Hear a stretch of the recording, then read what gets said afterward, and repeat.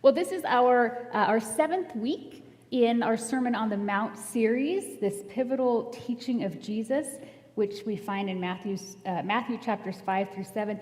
There's so much in the Sermon on the Mount. Pastor Kyle and I we keep saying this throughout the week as we talk about these sermons and study and prepare. There's so much in there that we won't even be able to cover because of the limited time that we have set aside for it. In fact, today I was supposed to take us through the end of chapter 5, which is the first of 3 chapters of the Sermon on the Mount. But as I prepared, I found that doing so would have kept you all here much longer than you have planned. So we're not going to do that. We'll stop a bit shy of the end of the chapter. These last few weeks, Pastor Kyle has led us through the first few teachings of Jesus, the antithesis statements, the "you have heard it said" teachings, where Jesus said to his followers, "You have heard about the requirements of the law, but I say to you, there's more to it than that." We've heard teachings on when Jesus said, you've heard the law about murder, but I want you to understand reconciliation. You've heard the law about adultery, but I want you to understand purity. And today, we're going to hear what Jesus has to say about, we've heard the law of retribution, but Jesus wants us to understand love.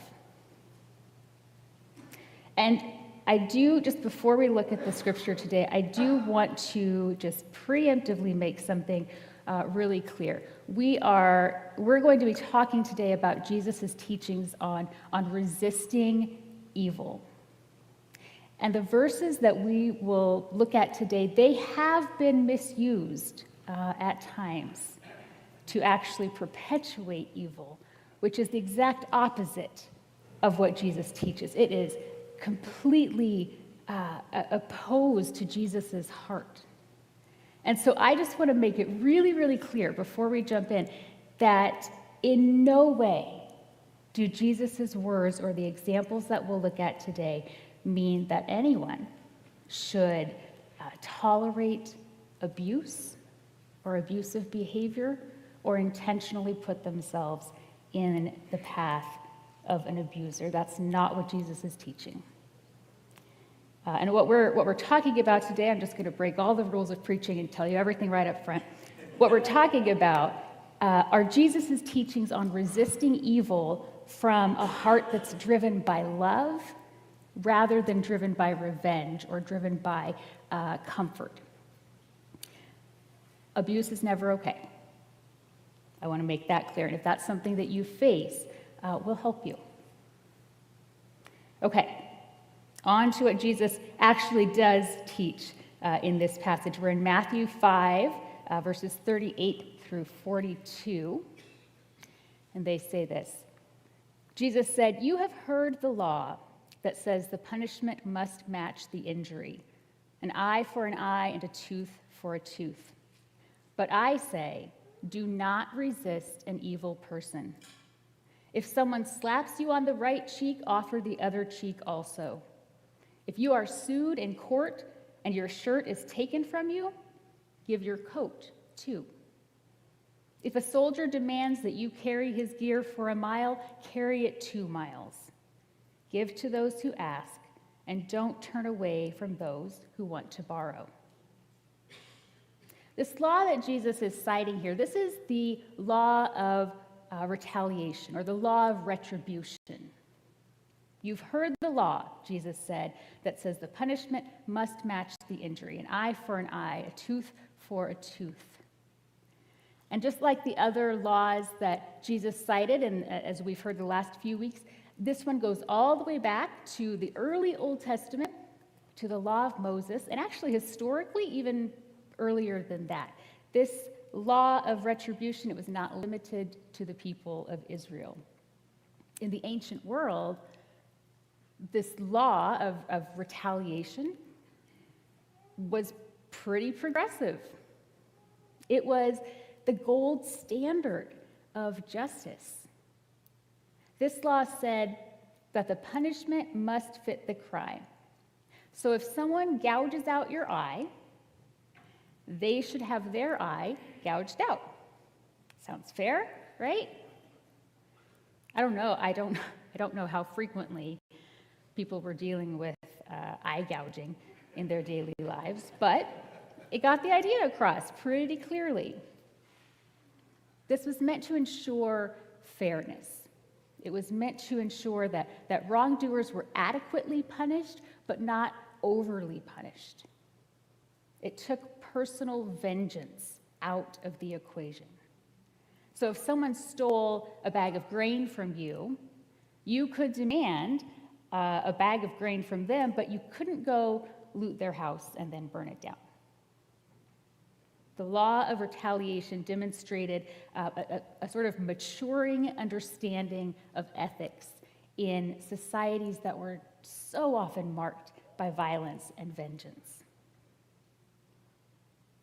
It was an ideal that said everyone should be treated the same, that those with high status couldn't just go and do whatever they wanted without consequence, and those with low status couldn't be unduly punished or penalized. So in our modern context, we might say everyone is equal under the law. That's what this law is getting at. Just like today, in the ancient world, it was more of an ideal than a reality. Wasn't necessarily practiced widely or consistently. Those in power could still get away with more than the powerless. The poor and the marginalized were still treated more harshly than the wealthy VIPs. And revenge was still thought of as an individual's right. But the framework for justice was there, and it was a pretty good one. But Jesus said, that's not enough. This gold standard, an eye for an eye, that's not the way that followers of Jesus are to live. There's more. In all of Jesus' teachings on the law, he emphasizes that there is more. And just like the other matters of the law that we've looked at these last few weeks, the teachers of the law in Jesus' day had really whittled this one down to the smallest definition and twisted it to make it as self-serving as possible, as close to human nature as possible. The heart of the law, as it was established in the Old Testament, was one of fairness and even of generosity, putting limits on the human tendency to seek revenge.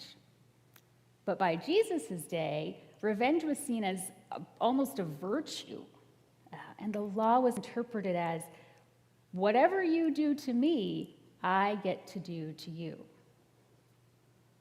This is still a thing today, right? It's this really popular theme in movies where an injured person makes it their mission to avenge whatever wrong was done to them. They want to make their enemy suffer just as much as they have suffered. And in the movies, that's what makes things right again. That's what brings justice and healing. In real life, it doesn't work like that. We know that. But our natural inclinations, our human nature, still tries to tell us that it does. There's still something in us that says that revenge is justice. Jesus said, actually,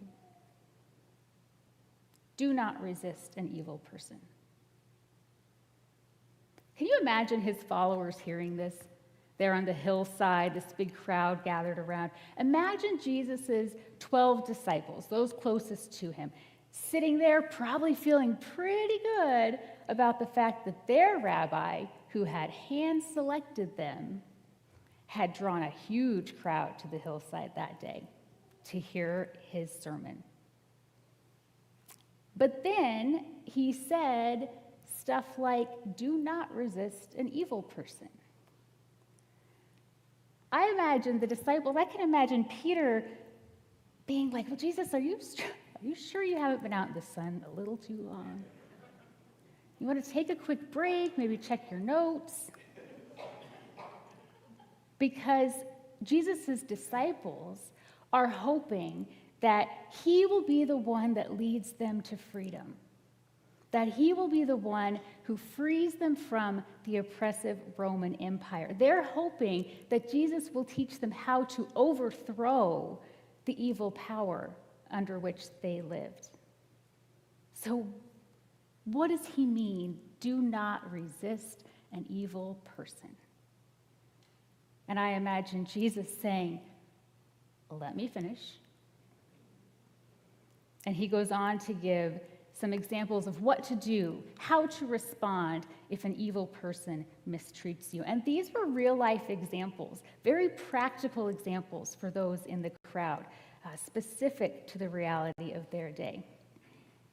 So we'll take a look here at verse 39. Jesus said, "But I say, do not resist an evil person. If someone slaps you on the right cheek, offer the other cheek also."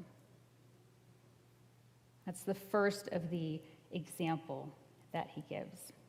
He goes on to say, if you're sued in court and your shirt is taken from you, give your coat also. If a soldier demands that you carry his gear for a mile, carry it 2 miles. We're going to look at this first one. If someone slaps you on the right cheek, offer the other cheek also. In all of these examples, Jesus is describing ways that people were treated unjustly by someone who had power over them.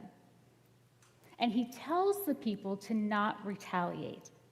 Don't fight back. In fact, give them more than they're demanding. Why?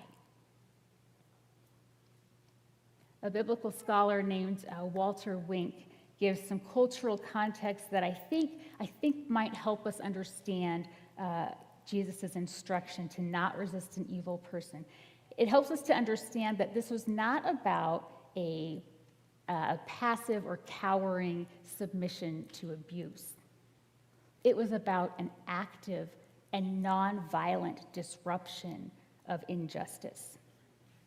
Jesus tells his followers not to respond to evil with more evil. That just multiplies the evil. Instead, he showed them how to disrupt evil itself. So in this first example, if someone slaps you on the right cheek, offer the other cheek also. Notice how specific this is. If someone slaps you on the right cheek, let's think this through.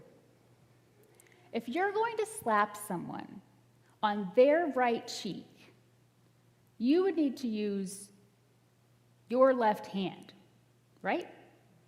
Correct? You'd have to use your left hand. But that doesn't make a lot of sense as an illustration. It doesn't make a lot of sense in a right-handed world because, just like today, most people then would have been right-handed. It doesn't make sense to strike someone with your left hand. And on top of that, there's some strong suggestion that in Jesus' day, a person generally wouldn't use their left hand to strike another person because the left hand was considered to be unclean tasks. And it would not have been okay to imply that contact with another person, even in a negative way, was unclean. So this slap that Jesus is talking about, it's a right-handed slap on the right cheek, which makes it a backhanded slap. Jesus is talking about if somebody backhands you. Backhanded slaps were insults. They still are today, right? They were meant to demean a person. They were meant to put a person in their place. You would never backhand a social equal, a peer. If you did that in Jesus' day, you would have to pay a hefty fine, even more than the fine for punching a person. A punch is violent, but a backhand is demeaning. And in this honor-shame society that Jesus and his followers lived in, that was much worse. You would never backhand a peer, but you could backhand someone who was considered to be your social inferior. So in that day, that meant that men could strike women in this way. Masters could strike slaves. Romans could strike Jews. Jesus is addressing a crowd that's made up of people who are considered to be socially inferior, who had no choice but to put up with this kind of demeaning abuse from those in power. Jesus said, if someone slaps you on the right cheek, offer the other cheek also. Well, let's think through the logistics of that. You can't backhand somebody's left cheek with your right hand. I would say try it, but don't. Please don't. Maybe mime it or something. So the options here are to backhand the left cheek with your left hand, which would have been an awkward and weak hit for most people, and it would have been admitting that you were doing something unclean. So that's out. Or you could use your right hand, but to do that, you'd have to hit them with an open palm or a closed fist. And that would have been acknowledging that person as your equal. Turn the other cheek. The power trip is over. So what Walter Wink is talking about here, he says that turning the other cheek effectively robs the oppressor of the power to humiliate. The person who turns the other cheek is saying, in effect, try again. Your first blow failed to achieve its intended effect. I deny you the power to humiliate me. I'm a human, just like you. Your status does not alter that fact. You cannot demean me. He goes on to say the powerful person has been stripped of his power to dehumanize the other. Jesus' other examples, giving up your coat, going 2 miles when only 1 is required, they have similar subversive strategies built into them.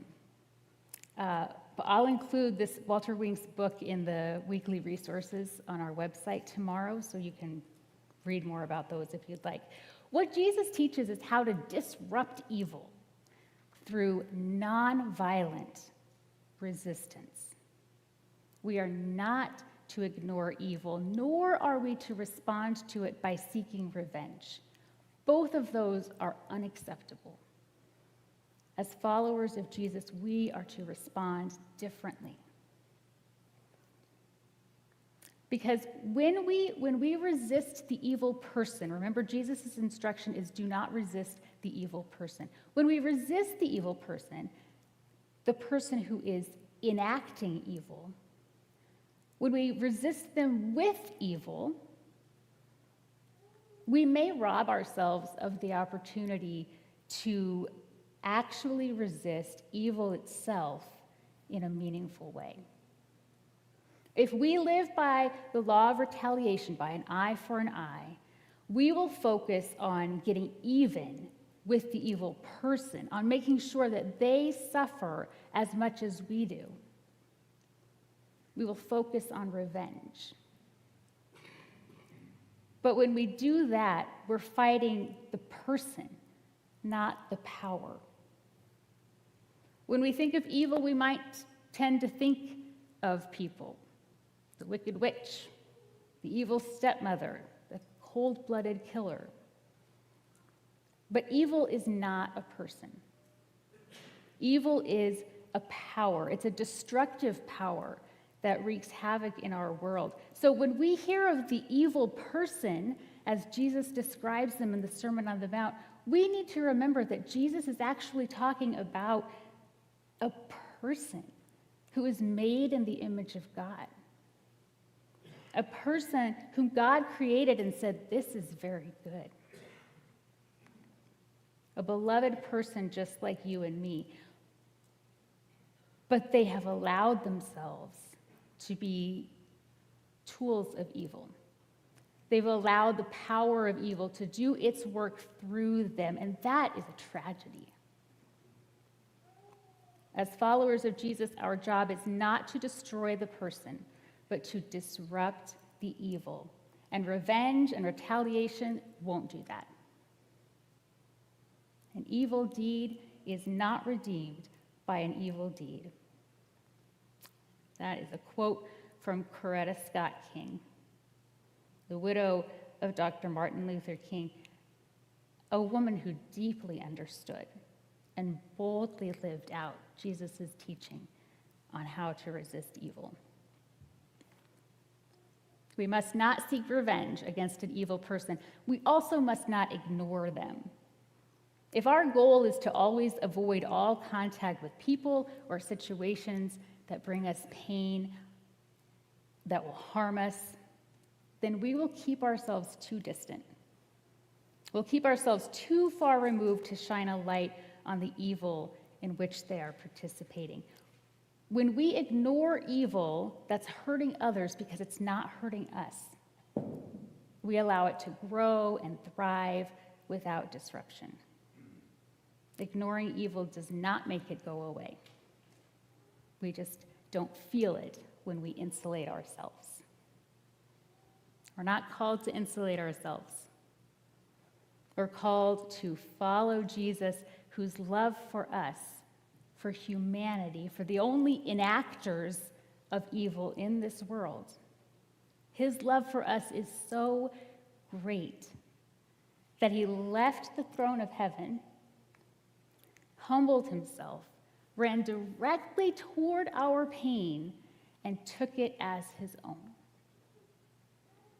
Jesus willingly chose to not resist the evil persons, those who enacted evil against him, so that he could defeat evil itself.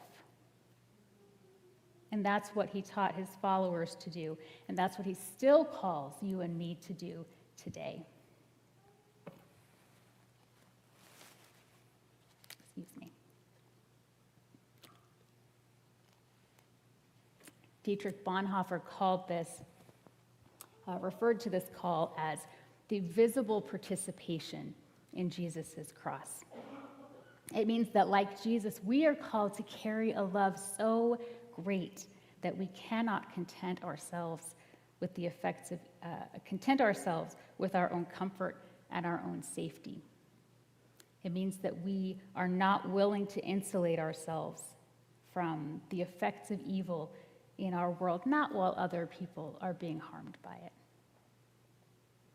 And to Bonhoeffer, this was not just an idea. He lived this. Dietrich Bonhoeffer was one of the most significant theologians of the 20th century. He was also a German pastor who was imprisoned and executed in Nazi Germany for his resistance to the evil enacted by that regime. He could have avoided that. He held enough privilege, enough status in society that he could have stayed quiet and resisted the evil persons by ignoring them and by ignoring what they were doing. And he almost certainly would have made it through unscathed if he had done that. But as a follower of Jesus, he couldn't do that. So he wrote and he spoke and he organized against the Nazi Party, and he started to draw their attention. He moved for a brief time at the urging of friends, moved to the United States in 1939, but he found that he could not be content in insulating himself from evil when so many others did not have that option. He wrote in a letter to a friend, "Christians in Germany will face a terrible alternative of either willing the defeat of their nation in order that Christian civilization may survive, or willing the victory of their nation and thereby destroying our civilization. I know which of these alternatives I must choose, but I cannot make that choice in security." So he voluntarily returned to Germany and continued his work of resisting evil, and he was executed for it in 1945, just a few weeks before the war ended. A visible participation in the cross of Jesus. Like Jesus, we are called to resist evil by not resisting the evil person. We are not to be compelled by revenge or by comfort, but by love. We resist evil by refusing to live by its code, by running toward those who suffer under evil, even those who we would count as evil persons. We resist evil with love. Love disrupts evil. Love breaks evil apart. It disjoins its power. It loosens its grip. It's like fingers of light working the threads of a knot. Do not resist an evil person. Do not let a desire for revenge or a desire for comfort and security keep us from the opportunity to disrupt the power of evil. What does this look like?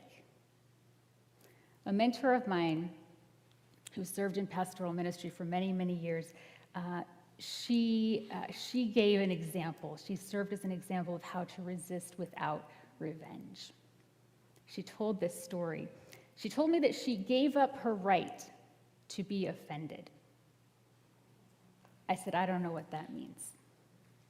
And she told me this story, that in her early years as a pastor, during a time when being a woman in pastoral ministry was rare, and it meant facing a lot of opposition, a lot of demeaning situations for her. And in that time, she attended a conference for pastors. At a break, she went to find the restrooms. And she found them side by side, the men's room and the women's room. But over the sign on the women's room door, a piece of paper had been taped and it said, men. The assumption at the conference, all those years ago, this is decades ago, was that only men would be in attendance. And so only men needed to be accommodated. Now, I'm not suggesting here that the conference planners were evil or that they had evil intentions. But the power of evil was at work, because anytime a person is demeaned, anytime an image bearer of God is degraded, the power of evil is at work. So my friend had to decide how to respond, and she decided that she would lay down her right to be offended.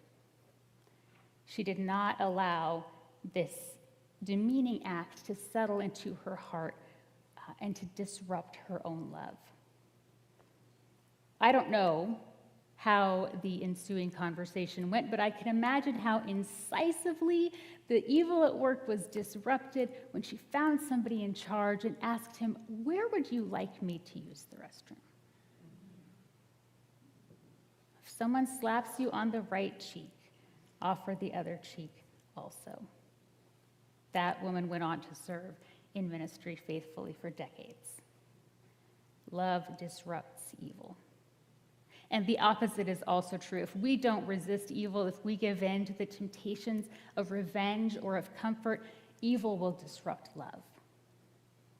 It will disrupt our love for our fellow humans, for our neighbors, and for our enemies, which in the next verses, Jesus goes on to teach the enemies are actually our neighbors too. Worship team, would you come on back up?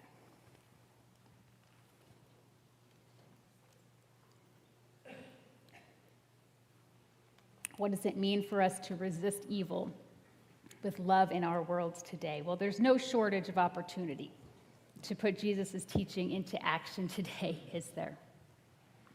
For those who are being actively harmed by evil, for those who are oppressed and mistreated, the temptation will be to seek revenge, to get even. And for those who are in a position that's easily insulated for harm, and I'm going to guess that that's most of us in this room today, the temptation will be to seek or maintain comfort. Neither of these responses are acceptable for the follower of Jesus. The only response that we can give as Christians is one that is driven by love. So what does that mean for you? Maybe it means you hold the door open for the classmate who just made a snarky remark about you. Maybe it means you speak up when somebody in your circle makes a racist or a sexist joke. We can and we must disrupt evil with love in these small and daily and personal ways. We also can and must disrupt evil on a larger scale. What does that look like? That looks like working for the good of others, even when doing so is inconvenient, even when doing so puts us at odds with those around us. To causes that don't benefit us. It means working and speaking for the good of people around the world, even if doing so is not politically or economically advantageous to us. Right now, it means standing with the people of Ukraine.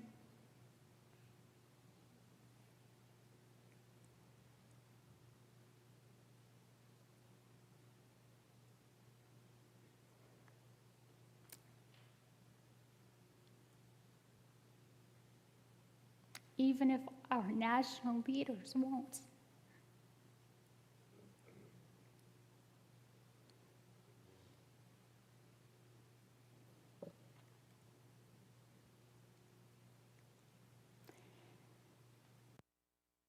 Disrupting evil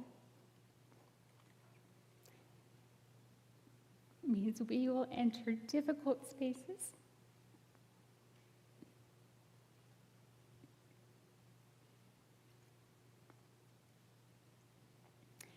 Even when we have the option not to, so that we can stand with those who have no other option.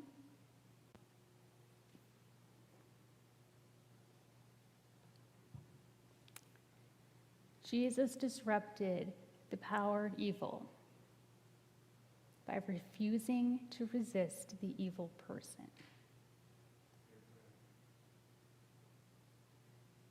Jesus did not seek revenge. He did not protect his own comfort. He acted in love for the good of the world. Let's do the same. Amen.